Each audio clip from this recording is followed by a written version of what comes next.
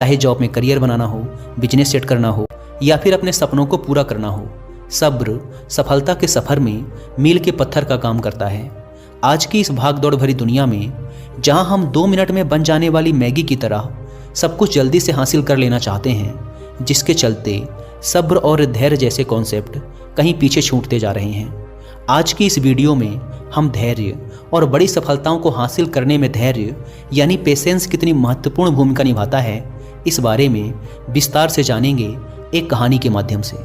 एक बार एक व्यक्ति एक महात्मा जी के पास जाता है और उनसे कहता है, मुनिवर, मेरे साथ एक बहुत बड़ी समस्या है कि मैं किसी एक लक्ष्य पर लंबे समय तक टिक ही नहीं पाता हूँ। मैं अक्सर उत्साह में आकर अपने लिए कोई एक लक्ष्य निर्धारित कर लेता हूँ और कुछ समय तक उस पर काम भी करता हूँ, लेकिन कुछ समय पश्चात जब मुझे मन चाहे परिणाम नहीं मिलते तो मेरा मन उस काम से ऊबने लगता है, भटकने लगता है। फिर मैं उस काम को छोड़कर किसी दूसरे काम को अपना लक्ष्य बना लेता हूँ और फिर उस लक्ष्य के साथ भी यही होता है।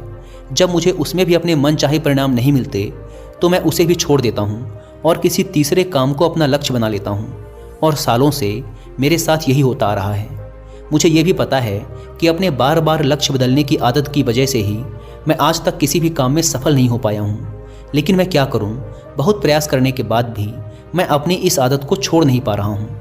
मुनिवर, मैं आपके पास बड़ी उम्मीद लेकर आया हूँ। कृपया मुझे कोई ऐसा तरीका बताएं जिससे मैं अपनी इस आदत को छोड़कर एक लक्ष्य पर तब तक टिका रह सकूं जब तक मैं उस लक्ष्य को हासिल न कर लूं। महात्मा जी ने उस व्यक्ति की बात पूरे ध्यान से सुनी और फिर कहना शुरू किया, सब्र का फल मीठा होता है। ये प्रसिद्ध मुहावरा तो तुमने सुना ही होगा, जिसका अर्थ है धैर्य के साथ काम करने से परिणाम अच्छे मिलते हैं। लेकिन ये जरूरी तो नहीं कि परिणाम हर बार हमारी उम्मीद के अनुसार और अच्छे ही हों। बहुत बार ऐसा होता है कि हमारी सारी कोशिशों के बावजूद कुछ न कुछ कमी रह जाती है और परिणाम हमारी उम्मीदों को पूरा नहीं करता। ऐसी स्थिति में ज़्यादातर लोग अपना धैर्य खो देते हैं, जबकि ऐसे समय में ही इंसान के धैर्य की असली परख होती है। सब्र का टूट जाना अक्सर एक आम बात है और ये तब होता है जब चीज़ें उतनी जल्दी नहीं होती जितना हम चाहते हैं। लेकिन यह आदत आम बात तभी तक है जब एक निश्चित समय के लिए हो और इससे होने वाले नुकसान कम हो। बार बार और जल्दी जल्दी अपने धैर्य को खोना हमें शारीरिक और मानसिक रूप से नुकसान पहुंचाता है। साथ ही यह हमारे सामाजिक जीवन को भी बर्बाद कर सकता है, क्योंकि बार बार अपना सब्र खोने से लोगों का हम पर से विश्वास पूरी तरह खत्म हो जाता है। जाहिर सी बात है, ऐसी मानसिकता के साथ तुम अपने लक्ष्य पर केंद्रित कैसे रह पाओगे? और आज के इस भाग दौड़ भरी जिंदगी में जहां मन को भटकाने वाली इतनी सारी चीज़ें हैं, ऐसी स्थिति में लंबे समय तक किसी एक काम पर अपने ध्यान को लगाए रख पाना मुश्किल होता जा रहा है। तो फिर इसका समाधान क्या है? इसका समाधान है मन को शांत रखने का प्रयास और जागरूकता का अभ्यास करना। जागरूकता यानी मन को वर्तमान में स्थिर और केंद्रित रखना। वर्तमान में जो कुछ भी हो रहा है उसमें डूब जाना, खो जाना, लीन हो जाना ही जागरूकता है, ध्यान है। इसमें अतीत या भविष्य से ध्यान हटाकर पूरी तरह वर्तमान में रहना होता है और तुम जो कुछ भी कर रहे हो उसे पूरी तरह से महसूस करना है। यह एक ऐसा अभ्यास है जिसे नियमित रूप से करने से तुम इसे जिंदगी के हर पहलू में लागू कर सकते हो। जागरूकता और ध्यान का अभ्यास करने के कई गजब के शारीरिक और मानसिक फायदे होते हैं। जैसे इसके नियमित अभ्यास से अच्छी नींद आती है, तनाव कम होता है, इंसान पूरे दिन हल्का और खुश महसूस करता है, साथ ही मन शांत रहता है और एकाग्रता भी बढ़ती है, जिससे लोग अपने काम पर अच्छे से ध्यान दे पाते हैं। ध्यान और जागरूकता का महत्व और इसके फायदों के बारे में जानने के बाद अब अगला प्रश्न उठता है कि जागरूकता का अभ्यास कैसे करना है और कौन सी जरूरी बातों का ध्यान रखना है। तो सबसे पहले तुम्हें एक मजबूत इरादा बनाना चाहिए और इसके फायदों को ध्यान में रखते हुए तुम्हें यह अच्छे से पता होना चाहिए कि तुम जागरूकता या ध्यान का अभ्यास क्यों करना चाहते हो। जब इसके पीछे कोई मजबूत कारण होगा तभी तुम इस अभ्यास को लंबे समय तक कर पाओगे। जैसे किसी के लिए ये कारण अपना तनाव कम करना हो सकता है, तो कुछ लोगों के लिए अच्छी नींद आना। तो सबसे पहले तुम्हें यह तय करना है कि ध्यान या जागरूकता के अभ्यास के पीछे का तुम्हारा अपना कारण क्या है। अब जब तुमने तय कर लिया कि तुम्हें अभ्यास क्यों करना है, तो सबसे पहले तुम्हें अपने अतीत और भविष्य के फालतू विचारों को बाहर का रास्ता दिखाना है। तुम्हें यह पता होना चाहिए कि तुम्हारी ऊर्जा अतीत के लिए पश्चाताप या भविष्य की चिंता करने के लिए नहीं है, बल्कि अपने वर्तमान पर ध्यान देकर अपने जीवन को एक नई दिशा देने के लिए है। तुम्हें अपने आज के लक्ष्यों पर ध्यान देकर अपने भविष्य की बागडोर अपने हाथों में लेनी है। अब यहाँ जागरूकता के अभ्यास में दूसरी बात आती है ध्यान देने की, यानी खुद को एकाग्रचित करने की। और इसके कई तरीके हैं। पहला, तुम किसी शांत जगह पर आरामदायक स्थिति में बैठ जाओ और अपनी आती जाती सांसों पर ध्यान दो कि कैसे सांस तुम्हारी नाक से तुम्हारे शरीर के अंदर जा रही है और फिर कैसे बाहर निकल रही है। सारा ध्यान सिर्फ इसी पर लगाना है। दूसरा तरीका है कि तुम शांति से बैठकर अपने मन में चलने वाले विचारों पर ध्यान दे सकते हो। तुम्हें मन में चल रहे विचारों को सिर्फ देखना है, किसी भी विचार को पकड़ना नहीं है। विचार आएंगे और गायब हो जाएंगे, तुम्हें बस देखना है। सड़क के किनारे बैठे उस आदमी की तरह जो वहाँ से आते जाते राहगीरों को देख रहा है लेकिन किसी को रोक नहीं रहा। या कुछ लोग अपने भगवान या मंत्रों का जाप भी करते हैं। जिसका जहाँ मन लगे या जिसके लिए जो तरीका काम करे सभी सही हैं, पर यहाँ सबसे महत्वपूर्ण बात है ध्यान देने की, एकाग्रचित रहने की, फिर चाहे वो किसी भी तरीके से हो। इसी तरह जागरूकता का अभ्यास करने का एक और ज़बरदस्त तरीका है और वो है अभी वर्तमान में तुम्हारे आसपास जो कुछ भी हो रहा है उस पर ध्यान देना। जैसे किसी चीज़ की आवाज़, सुगंध, हवा, या फिर तुम कहीं चल रहे हो तो उसके आसपास की हर एक चीज़ पर बारीकी से ध्यान दो। ऐसे ही अगर कुछ खा रहे हो तो उसका स्वाद, आकार, रंग, सुगंध, हर एक चीज़ को देखते और महसूस करते हुए उसे खाना। इस तरह अपनी सारी इंद्रियों की मदद से जागरूकता का अभ्यास बड़े ही शानदार तरीके से किया जा सकता है। इसमें अलग से किसी शांत जगह जाने की ज़रूरत नहीं, बल्कि जो कुछ भी तुम कर रहे हो बस उसे महसूस करना है। अपनी ज़िंदगी में हर इंसान कभी ना कभी ऐसी स्थिति में ज़रूर पहुंचता है जहां उसे लगता है कि वह अटक चुका है, उसे आगे कोई रास्ता नज़र नहीं आता, उसकी सफलता रुक सी जाती है। असल में हम कितनी ही सटीक योजना क्यों न बना लें, कुछ बाहरी परिस्थितियां हमारे हाथ में नहीं होती, या फिर कभी हम अपनी क्षमताओं का सही अनुमान नहीं लगा पाते और ऐसे लक्ष्य तय कर लेते हैं जो उस समय हमारे लिए हासिल कर पाना लगभग असंभव होता है। तो ऐसी स्थिति में सब कुछ छोड़ देने का मन करता है। इसी वजह से ज़्यादातर लोग लक्ष्य तो निर्धारित कर लेते हैं लेकिन अपनी योजना पर लंबे समय तक काम नहीं कर पाते और हार मानकर अपना लक्ष्य बदल देते हैं या फिर योजना। जबकि बहुत बार ऐसे पलों में बस एक धक्के की ज़रूरत पड़ती है जो हमें फिर से उत्साहित कर सके। जब किसी काम में हमारी प्रगति हमारी उम्मीद से कम होती है या फिर नहीं होती, तब हम सबसे पहले उस काम को ही छोड़ देना चाहते हैं। ये स्वाभाविक है क्योंकि यही सबसे आसान काम लगता है उस समय। लेकिन यही बात सबसे खतरनाक भी है, क्योंकि अगर बार बार हार मान लेने की आदत पड़ गई तो फिर किसी भी काम में सफल होना तुम्हारे लिए बहुत मुश्किल हो जाएगा। ऐसी स्थिति में तुम्हें अपनी मानसिकता बदलने की ज़रूरत है। सबसे पहले जो हो रहा है उसका सही मूल्यांकन करना, गलतियों का पता लगाना और फिर उसके हिसाब से योजनाओं को नए तरीके से बनाने की ज़रूरत होती है। भविष्य की चिंता छोड़कर वर्तमान के काम पर अपना ध्यान लगाना और मन लगाकर अपने काम को पूरी जागरूकता के साथ करना तुम्हें फिर से अंदर से उत्साह से भर देगा।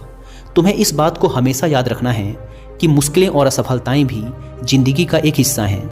यह हमें कुछ नया सिखाते हैं और हमारे व्यक्तित्व निर्माण में महत्वपूर्ण भूमिका निभाते हैं।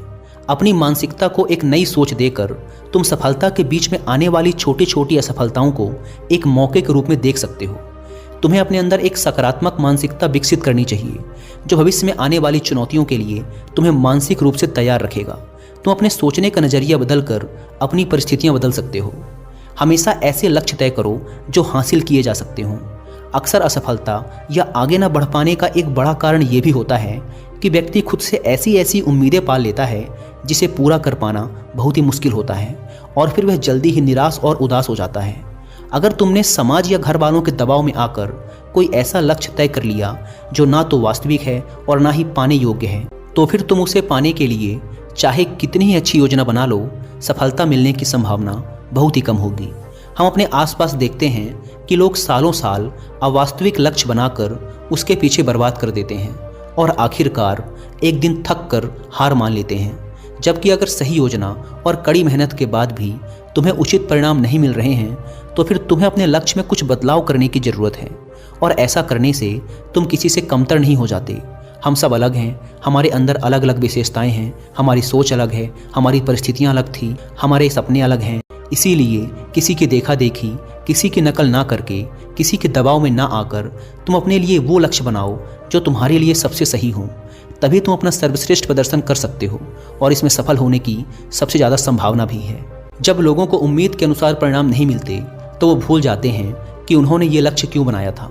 अपने लक्ष्य हासिल करने के लिए जब हम योजना बनाते हैं तो इसके पीछे दो प्रमुख कारण होते हैं, एक आंतरिक और दूसरा बाहरी। जब किसी भी काम में प्रगति धीमी पड़ जाए या तुम्हारा आगे उस काम को करने का मन ना करे या फिर तुम हार मान लो कि अब मुझसे नहीं होगा, ऐसी स्थिति में तुम्हें अपने क्यों को याद करना है कि तुमने ये लक्ष्य क्यों बनाया था। खुद को याद दिलाना है कि अगर तुम हार मान लोगे तो इससे तुम्हारे अपने और तुमसे जुड़े लोगों के जीवन पर क्या प्रभाव पड़ेगा।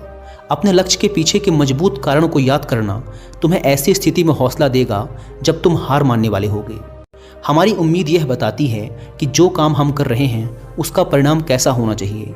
हम कितनी और कैसी उम्मीद रखेंगे यह बहुत सी चीज़ों पर निर्भर करता है, जैसे हमारे अतीत के अनुभव, समाज की राय, बाहरी परिस्थितियाँ इत्यादि शामिल हैं। तुमने भी अनुभव किया होगा कि जब तुम्हारे परिवार, समाज या आसपास के लोग अच्छा कर रहे होते हैं तो तुम्हारे ऊपर भी उनसे अच्छा करने का तनाव बढ़ने लगता है। लेकिन ऐसी स्थिति में तुम्हें किसी की देखा देखी या दबाव में आकर कोई काम नहीं करना चाहिए, बल्कि अपनी काबिलियत, समय, परिस्थिति, जानकारी के अनुसार ही अपना लक्ष्य तय करके उस पर काम करना चाहिए। वैसे भी इस दुनिया में सबके सारे सपने कहाँ पूरे होते हैं, लेकिन उम्मीद पूरी ना होने की स्थिति में कुछ लोग टूट जाते हैं और हार मान लेते हैं, जबकि वहीं दूसरी तरफ कुछ लोग नए सिरे से नए जोश के साथ उस काम को पूरा करने में जुट जाते हैं। कभी सोचा है ऐसा क्यों होता है कि एक ही परिस्थिति में लोग इतनी अलग अलग प्रतिक्रिया क्यों देते हैं? क्योंकि हम सब एक दूसरे से अलग हैं, हमारी सोच और क्षमताएं अलग अलग हैं। वैसे उम्मीद या अपेक्षाएं रखना गलत नहीं है, क्योंकि ये हमें अंदर से उत्साहित और जोशीला बनाए रखती हैं। लेकिन ज़रूरत से अधिक उम्मीद और अपेक्षाएं रखना चिंता और तनाव का कारण बन सकती हैं। इसीलिए हमारी अपेक्षाएं हमेशा वास्तविक होनी चाहिए, क्योंकि निराशा का सबसे बड़ा कारण होता है अवास्तविक लक्ष्य बना लेना। तुम्हें अपने लक्ष्य तय करने से पहले अपनी योग्यता, जानकारी, पसंद, परिस्थितियां, समय और उपलब्ध संसाधन पर ध्यान देना चाहिए और उसी के अनुसार अपना लक्ष्य बनाना चाहिए, ताकि तुम अपनी क्षमताओं और जानकारियों का सही उपयोग करके अपना सर्वश्रेष्ठ प्रदर्शन कर सको, ना कि किसी की देखा देखी या प्रभाव में आकर खुद को ऐसे काम में झोंक दो जिसके लिए तुम्हें बाद में पछताना पड़े।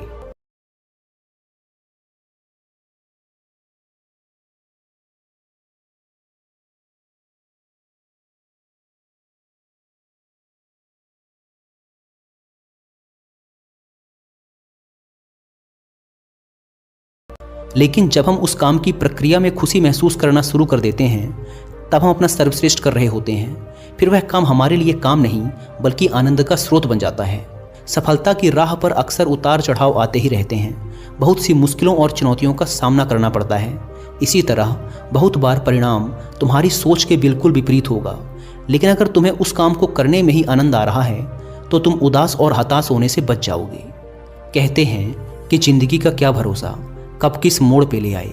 जीवन पूरी तरह से अनिश्चित है और हमेशा हमारी योजना के अनुसार चीज़ें नहीं हो सकती, क्योंकि इसमें बाहरी परिस्थितियां भी अपना असर डालती हैं जिन पर हमारा कोई वश नहीं चलता। इसीलिए ज़रूरी है कि हमारी उम्मीदों में थोड़ा लचीलापन हो। हमें किसी भी तरह के अनचाहे परिणाम के लिए हमेशा मानसिक रूप से तैयार रहना चाहिए। इससे अचानक परिस्थितियां बदलने पर व्यक्ति को सदमा नहीं लगता और वो सकारात्मक सोच के साथ आगे आने वाली चुनौतियों का डटकर सामना कर सकता है। धैर्य टूटने और निराशा में डूबने का अगला सबसे बड़ा कारण है दूसरों से अपनी तुलना करना। क्या चीते की रफ्तार की तुलना हाथी की चाल से करके इन दोनों में से किसी एक को दूसरे से कम समझना सही है? क्या शेर और मगरमच्छ की तुलना की जा सकती है? ये दोनों ही अपने क्षेत्र के धुरंधर हैं। ऐसे ही हम सब भी एक दूसरे से अलग हैं। हमारा व्यक्तित्व अलग है, इसीलिए तुलना किसी भी प्रकार से फायदेमंद नहीं होती। हर किसी का अतीत अलग था, परिस्थितियाँ अलग थी, परवरिश अलग थी। दूसरों से बेवजह की तुलना करना हमें तनाव में डाल सकता है, जो हमारे काम और स्वास्थ्य दोनों के लिए सही नहीं है। इसीलिए दूसरों से अपनी तुलना करने की बजाय अपने काम पर ध्यान लगाओ। लक्ष्य हासिल करने की दिशा में मनचाहे परिणाम ना मिलने पर कभी खुद को दोष मत दो। खुद के प्रति ज़्यादा कठोर होना भी सही नहीं है, क्योंकि लगातार खुद को दोष देते रहने से हालात तो बदलेंगे नहीं, बल्कि तुम्हारा आत्मविश्वास और आत्मसम्मान बुरी तरह से प्रभावित होगा, जिसका परिणाम ये होगा कि तुम फिर नए तरीके से शुरुआत करने में खुद को बेबस महसूस करोगे। कहते हैं जैसा इंसान सोचता है एक दिन वैसा ही बन जाता है। इसीलिए ये ज़रूरी है कि हम इस बात को लेकर जागरूक रहें कि हमारे मन में किस तरह के ख्याल ज़्यादा आते हैं। खास तौर पर सोने से ठीक पहले और सुबह उठने के ठीक बाद आने वाले विचार हमारी ज़िंदगी बदल देने वाले होते हैं। क्योंकि रात में सोने से पहले हम जो सोचते हैं हमारा अवचेतन मन पूरी रात उस पर काम करता है। कबीर दास जी ने एक बार कहा था कि निंदक नीरे राखिए आंगन कुटी छबाए, बिन पानी साबुन बिना निर्मल करे सुभाए। यानी हमें अपने आसपास ऐसे लोग जरूर रखने चाहिए जो बिना किसी डर, संकोच और लाग लपेट के पूरी ईमानदारी से हमें हमारी गलतियों और कमजोरियों के बारे में बता सकें। लेकिन इसमें ध्यान देने वाली बात यह है कि वो हमारे शुभ चिंतक होने चाहिए, हमें सही से समझने चाहिए, क्योंकि सिर्फ तारीफ करके अपना काम निकलवाने वाले लोग हमें गलत रास्ता दिखा सकते हैं। वहीं सिर्फ कमियां ढूंढने वाले लोग हमें निरुत्साहित कर सकते हैं। हमें सही लोगों की पहचान करनी आनी चाहिए। जिस तरह से तुम अपनी तारीफ को खुले दिल से स्वीकार करते हो, उसी तरह अपनी आलोचनाओं को भी स्वीकार करना सीखना होगा। तभी तुम खुद को बेहतर बना पाओगे और अपने लक्ष्य को हासिल कर पाओगे। जीवन में मुश्किलें या चुनौतियां आने पर सबसे पहले वही लोग अपना धैर्य खोते हैं जिनका मन अशांत और बेचैन होता है, यानी जिनके मन और शरीर के बीच का तालमेल ठीक नहीं होता। तो अगर लोग अपने मन और शरीर के बीच ठीक से तालमेल बैठाना सीख लें, यानी खुद को शांत रखना सीख लें, तो वो ज़्यादा धैर्य और आत्मविश्वास के साथ आने वाली चुनौतियों का सामना कर सकते हैं। तो अब प्रश्न उठता है कि शरीर और मन के बीच संतुलन कैसे बनाया जाए। तो ऐसा करने के बहुत से तरीके हैं, जैसे हर सुबह ध्यान का अभ्यास करना, गहरी सांसें लेना, जागरूकता का अभ्यास करना, प्रकृति के साथ जुड़ना, योग और प्राणायाम जैसे अभ्यासों को अपने जीवन का हिस्सा बनाना इत्यादि। एक और चीज़ जो व्यक्ति को ज़्यादा धैर्यवान और खुशहाल बनाती है वो है आभार व्यक्त करना। जब इंसान का पूरा ध्यान उस चीज़ पर होता है जो उसके पास नहीं है, तो यह बात उसके अंदर बेचैनी पैदा करती है। फिर वह इस बेचैनी में आकर अपना धैर्य खो देता है और ऐसे निर्णय लेने लगता है जो उसे असफलता की ओर ले जाते हैं। फिर यह असफलता उसे और बेचैन कर देती है और फिर इस तरीके से यह एक चक्र बन जाता है जिस पर व्यक्ति उलझकर रह जाता है। आभार व्यक्त करना एक ऐसा अभ्यास है जिसमें हम जानबूझकर जिंदगी में होने वाली अच्छी चीज़ों पर ध्यान देते हैं और उसके लिए खुशी महसूस करते हैं। हमें हर दिन थोड़ा समय निकालकर हर उस छोटी से छोटी चीज़ के लिए भी आभार प्रकट करना चाहिए जिसने हमारे जीवन को खुशहाल, समृद्ध और आसान बनाया है। धन्यवाद अदा करने का यह अभ्यास हमारी मानसिकता को बदलकर हमारे अंदर धैर्य विकसित करने में एक महत्वपूर्ण भूमिका निभाता है। अगली चीज़ जो इंसान के अंदर धैर्य विकसित करती है वो है अपने समय का सही उपयोग करना। तुमने देखा होगा कि कुछ लोग अक्सर समय की कमी का रोना रोते रहते हैं, जबकि यह सबके पास एक बराबर है। दिन के 24 घंटे और हफ्ते के 7 दिन। इसी समय का सही उपयोग करके कुछ लोग बहुत बड़ी सफलता हासिल कर लेते हैं, तो कुछ लोग ठीक से अपने दिन का काम भी खत्म नहीं कर पाते। इन दोनों ही प्रकार के लोगों में सिर्फ एक ही फर्क है और वो है अपने समय का सही उपयोग करना। समय का सही उपयोग करने की दिशा में पहला कदम है अपनी प्राथमिकताएं तय करना, यानी उन कामों को निश्चित करना जो हमारे लिए सबसे ज़्यादा जरूरी हैं। फिर उन्हें पूरा करने की योजना बनाकर एक समय सीमा तय करना। काम पूरा करने की समय सीमा निश्चित करना जरूरी है, क्योंकि यही हमें अनुशासित रखती है, वरना टाल मटोल करना तो इंसानी स्वभाव है। अपने दूर के बड़े लक्ष्यों को तय करने के बाद उनको पूरा करने की योजना को दिन, हफ्ते और महीनों में बांटना भी जरूरी है, क्योंकि यह हमारे काम को बहुत आसान बना देता है। जब इंसान के पास अपने काम को पूरा करने की एक अच्छी योजना होती है, तो फिर फालतू के कामों में अपना समय बर्बाद करना भी कम हो जाता है और हम अनुशासित बने रहते हैं।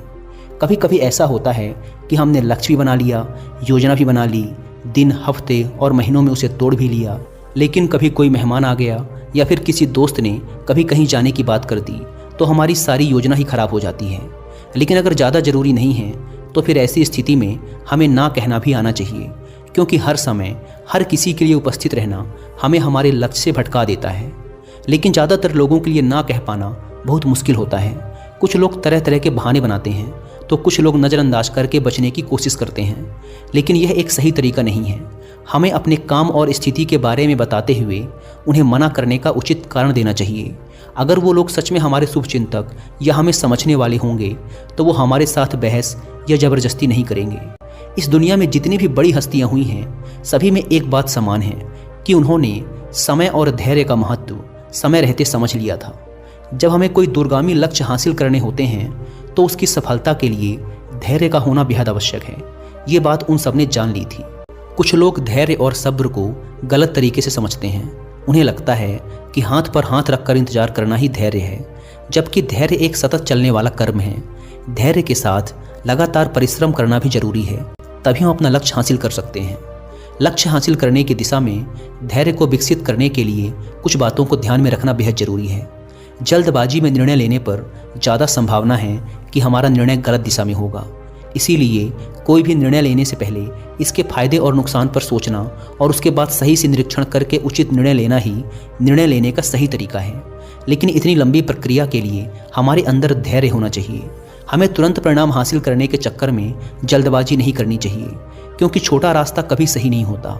भावनाओं में बहकर निर्णय लेना भी खतरे से खाली नहीं होता। अगर धैर्य के साथ सभी उपलब्ध विकल्पों के बारे में अच्छे से जानकारी लेकर अपनी समझ का सही उपयोग करके उसमें से अपने लिए सही निर्णय लेते हैं तो हमारी सफलता की संभावना सबसे ज़्यादा होती है।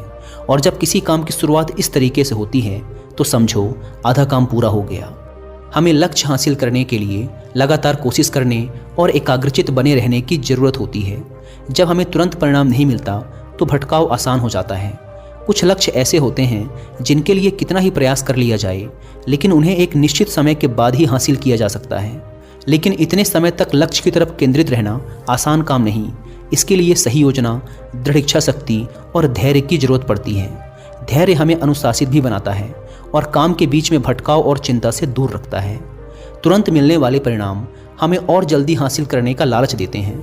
इससे होता ये है कि हम जो भी छोटी छोटी सफलता या लक्ष्य हासिल करते हैं उसके लिए खुश होना भूल जाते हैं, जिससे हमारे अंदर उस छोटी सफलता का उत्साह नहीं आ पाता और हम उसी तनावपूर्ण स्थिति में बने रहते हैं जो काम के बीच में होती है।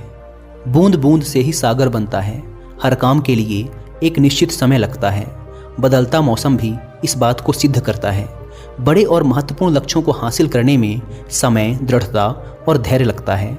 बड़े लक्ष्य के लिए बड़े धैर्य की भी जरूरत पड़ती है, क्योंकि धैर्य हमें डटे रहने में मदद करता है।